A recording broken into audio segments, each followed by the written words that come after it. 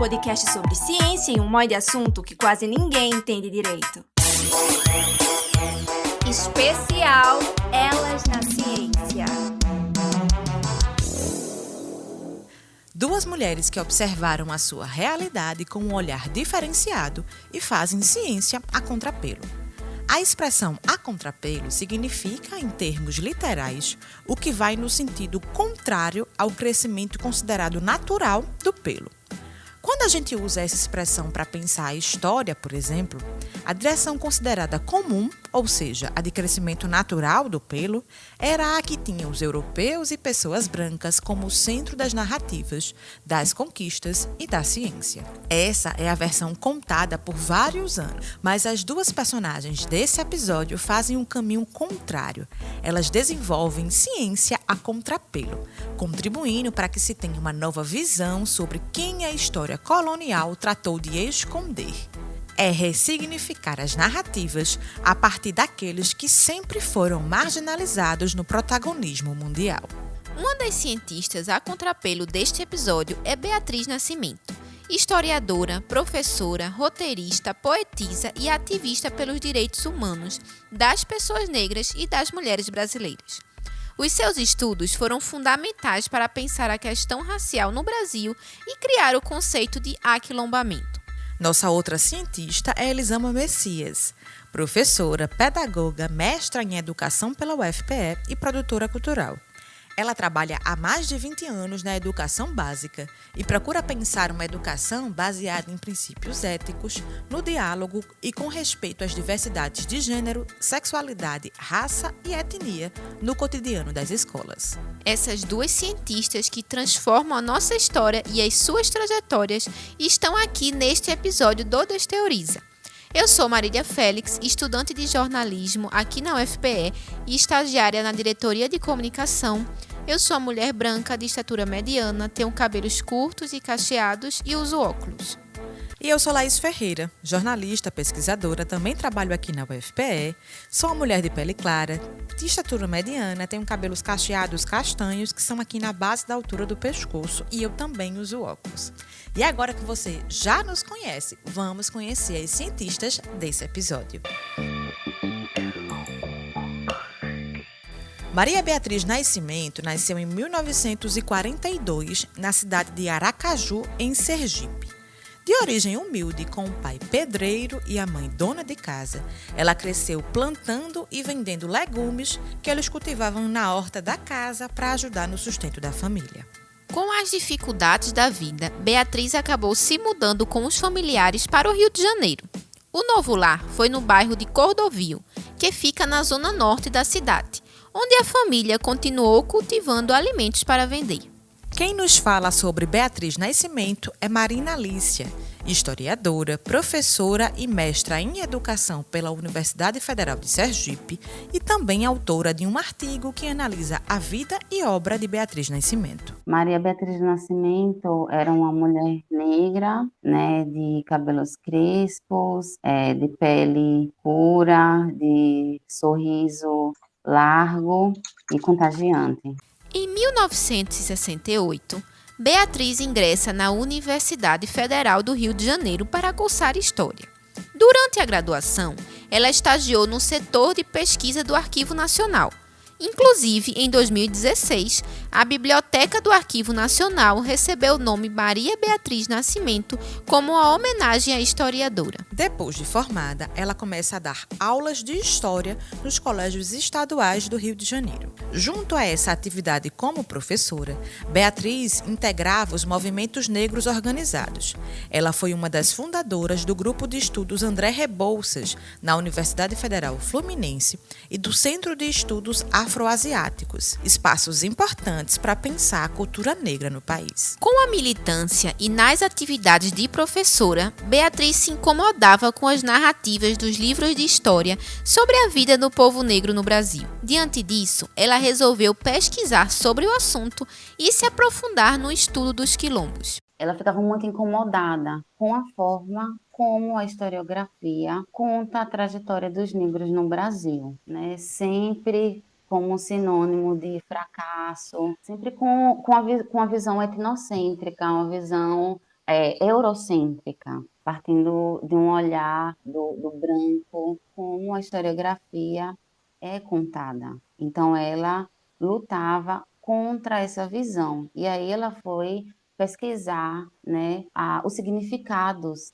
do quilombo. Ela militava, em seus escritos, ela tentava reverter uma visão, né, eurocentrada sobre os quilombos, né, buscando ressignificar, né, essa palavra quilombo. Então, ela foi pegar desde livros didáticos quanto dicionários, entre muitas outras fontes, né, trabalhos acadêmicos, o que era falado nas universidades a respeito do negro, né? Ela assistia novelas, filmes, então ela escreveu também muitas críticas cinematográficas, né, para tentar reverter a forma, né, como o negro era tratado. Ela tentou ressignificar, positivar a ideia de quilombo. Beatriz chegou a viajar para alguns países da África para entender como funcionavam os quilombos na região e comparar com a formação aqui no nosso país. Segundo ela, o quilombo permite ligar a África ao Brasil, resgatando as raízes do povo negro.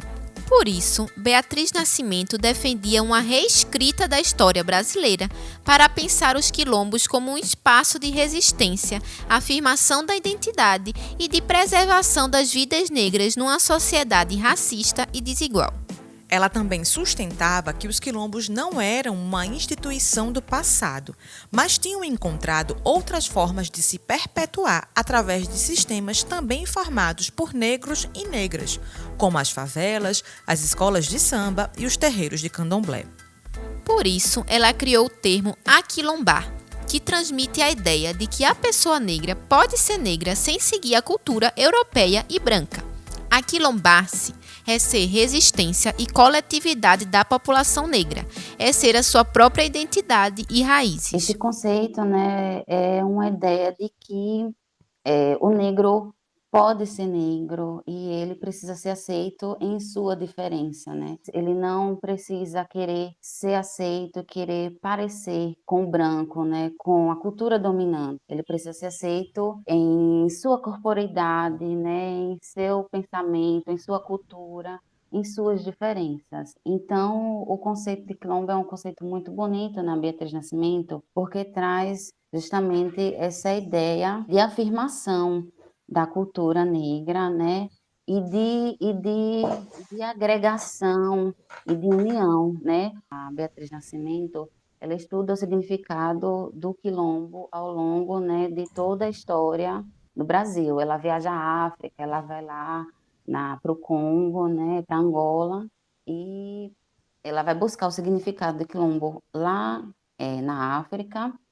E aqui no Brasil, ela fica muito indignada porque na historiografia, nos livros, fala-se sobre quilombo no período da escravidão, né? E no período posterior, no século XX, apaga-se a ideia de quilombo, né? Então, ela traz esse conceito à tona, falando sobre a possibilidade de uma ressignificação e de trazer o sentido do quilombo como sinônimo, né, de instituições que são criadas pelo povo negro em todos os lugares, em todos os territórios, né, físicos onde existe a presença do negro, ela vê isso enquanto quilombo, né? E muito além disso, né, ela fala que o quilombo é também um território psíquico, é também estar ciente de si, é estar apropriado da sua corporeidade,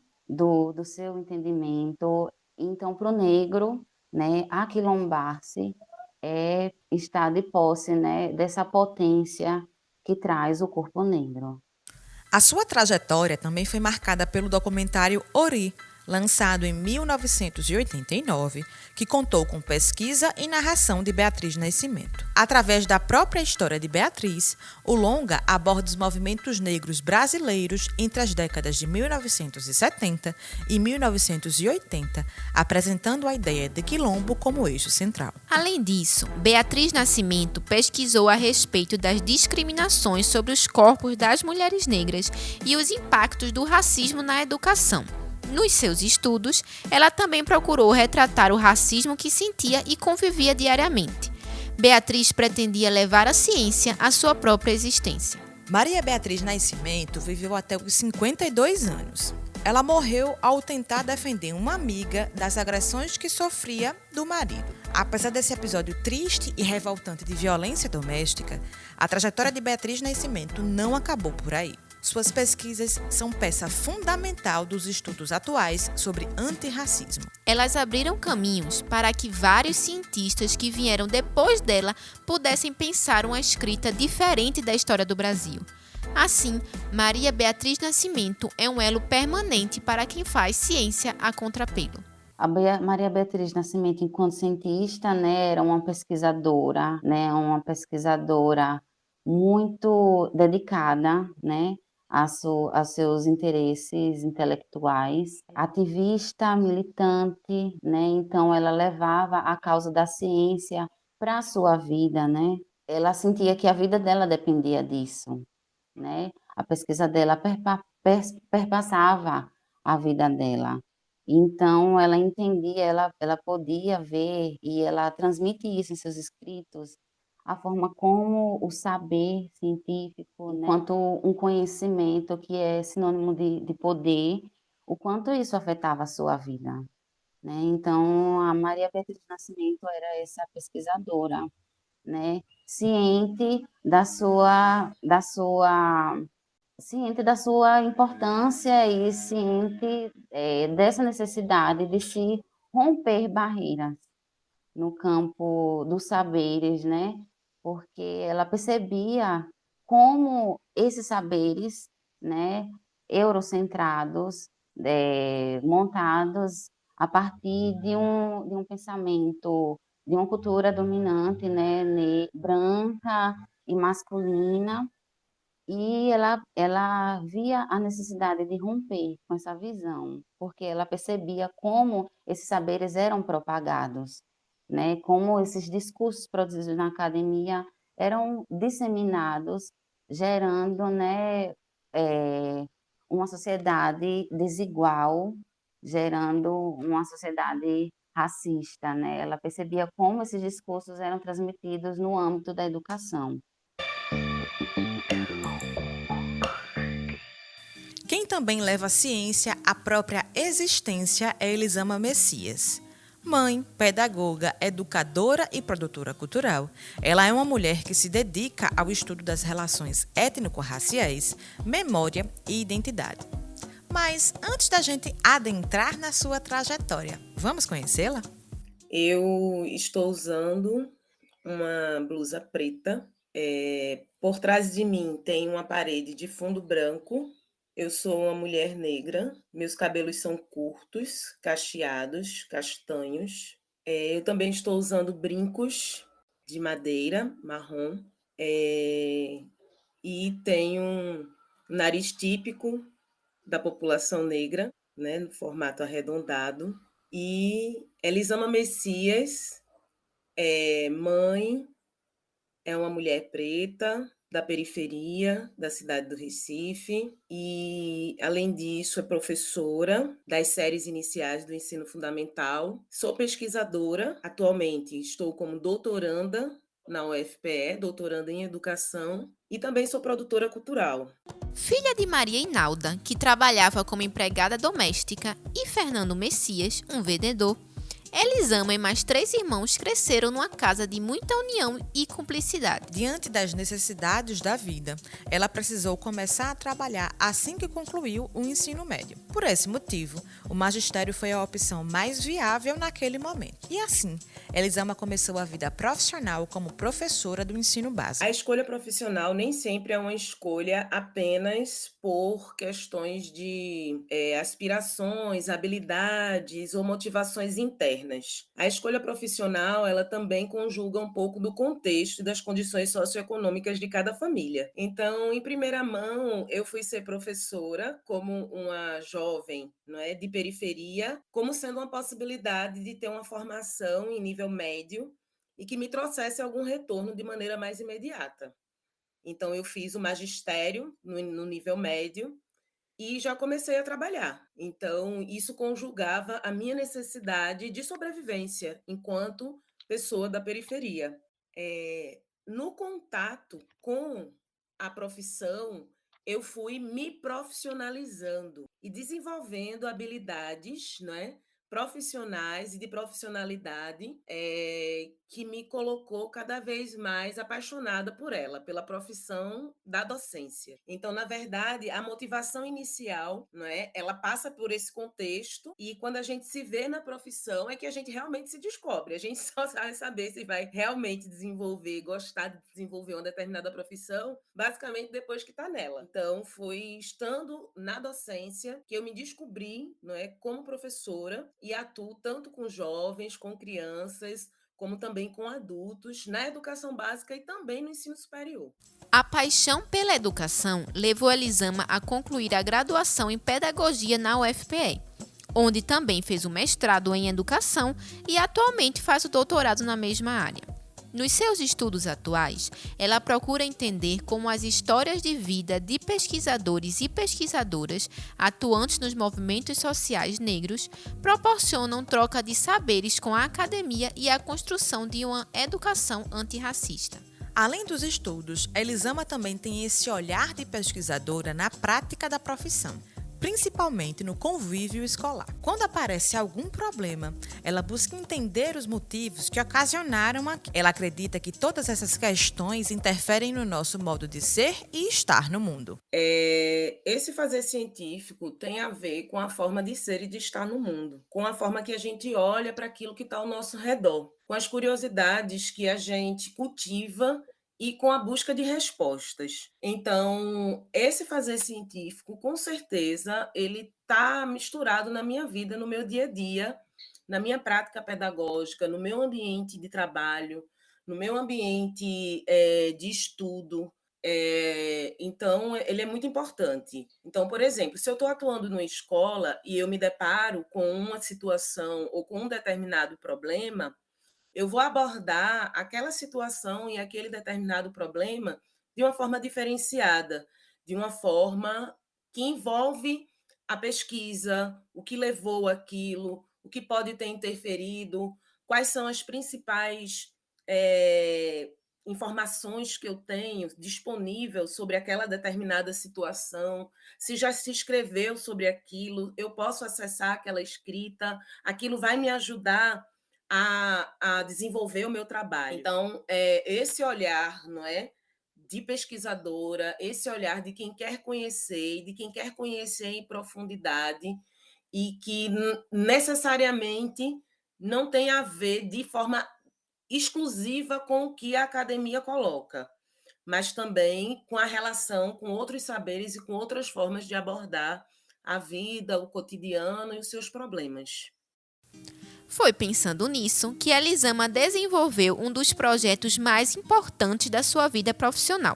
Como coordenadora pedagógica da Escola Municipal de Arte João Pernambuco, situada no bairro da Várzea, no Recife, ela se deparou com queixas dos moradores da região de que a escola tinha se afastado da comunidade. Em busca de resolver o problema, Elisama reuniu equipes multidisciplinares para realizar pesquisas e intervenções artísticas na escola. Um dos resultados foi a realização do Move Várzea, um projeto que reúne informações e discussões sobre os bens culturais do bairro da Várzea através do inventário participativo, que é uma metodologia de educação patrimonial elaborada pelo Instituto de Patrimônio Histórico e Artístico Nacional, o IFAM. O Move Várzea recebeu, em agosto de 2022, o prêmio Ayrton Almeida de Carvalho em reconhecimento à sua contribuição para a cultura do estado de Pernambuco. Paralelo a essa ação, Elisama realizava uma especialização em museus, identidades e comunidades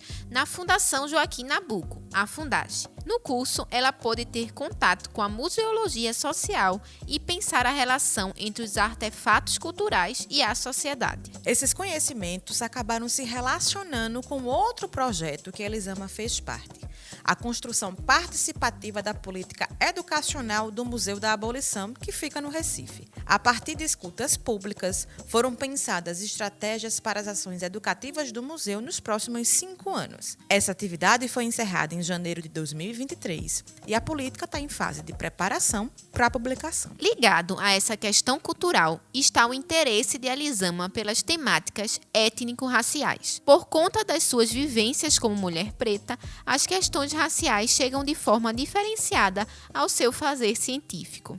Diante disso, ela atua em busca de uma educação antirracista também na função que exerce como coordenadora executiva do Laboratório de Educação das Relações Étnico-Raciais da UFPE, o LabIERE.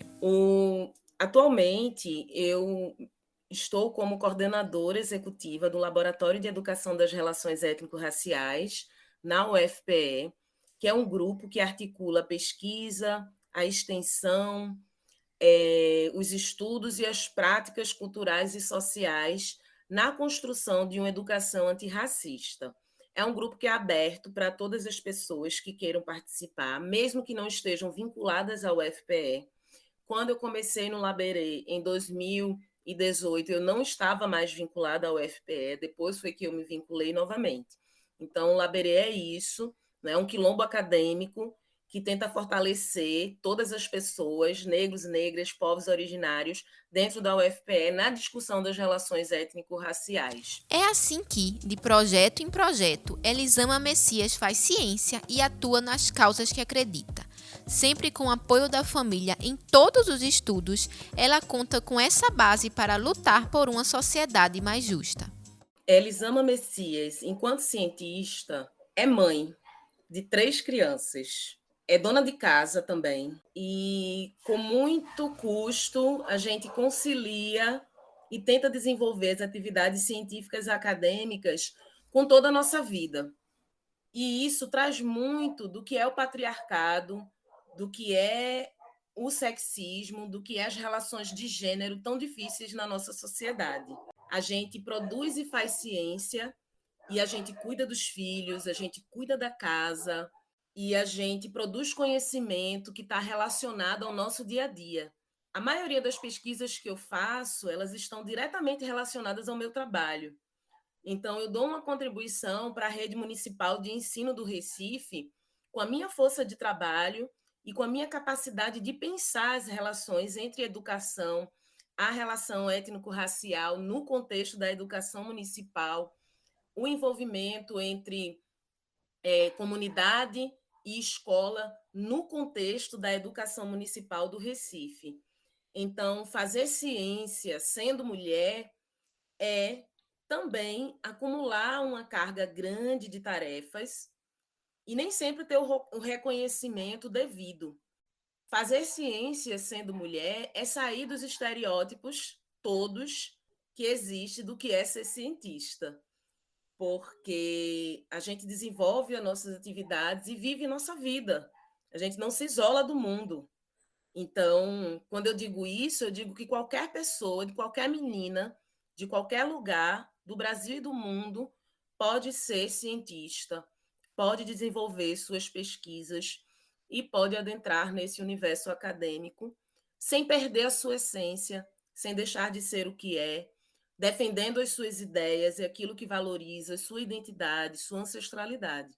Então, ser cientista não é esquecer quem se é realmente, mas é ser quem se é e ter um olhar diferenciado para esse ser, não é? E um olhar que não despreze os diferentes saberes, né? O saber acadêmico, o saber científico é um saber importante, mas o saber das práticas culturais da rua, das religiões de matriz africana, enfim, dos povos originários, são saberes tão importantes quanto e que precisam dialogar para se fortalecerem.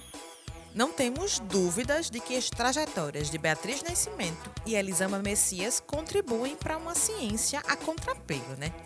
Para saber mais sobre elas e não perder nada das outras personagens do nosso especial Elas na Ciência, é só seguir a gente nas redes sociais. É @Desteoriza no Instagram, Facebook, Twitter e TikTok. Aproveita e segue também o nosso podcast no seu tocador preferido. É só você clicar no botão seguir que está aí da página de onde você está nos escutando. E fica de olho que vai ter mais coisa boa no nosso especial Elas na Ciência. No nosso próximo episódio, vamos conhecer 2 mulheres que se dedicam ao estudo das temáticas indígenas e quilombolas. Esse episódio teve produção de Jonas Lucas Vieira, pesquisa, entrevista, roteiro e apresentação de Marília Félix e Laís Ferreira, edição de Laura Marinho, pós-produção de Felipe Silva e design de Ludovico Soares e Sandra Chacon. A gente te espera no próximo episódio. Até lá!